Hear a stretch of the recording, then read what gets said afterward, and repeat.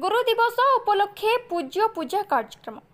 आज पवित्र गुरु दिवस रे पूज्य पूजार कार्यक्रम आंबपड़ा हाईस्कल अनुष्ठित होता।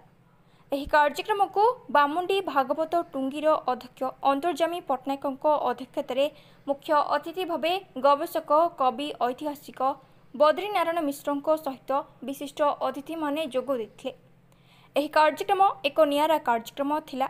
ब्रह्मगिरी ब्लॉकर 25 जन अवसरप्राप्त शिक्षक मानकु सम्मानित करा जायथिला, जोटा कि सारा विश्व छात्र समाज पई प्रेरणा थिला। ब्रह्मगिरी ब्लॉकर पुरातन शिक्षक मानकु डाकी सम्मान देवा परंपरा विश्ववासी को चकित करछि।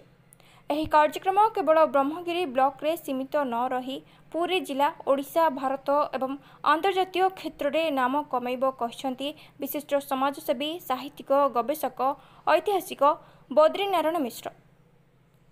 पुरीरू मनोज कुमार बलियार सिंह रिपोर्ट, जिला खबर।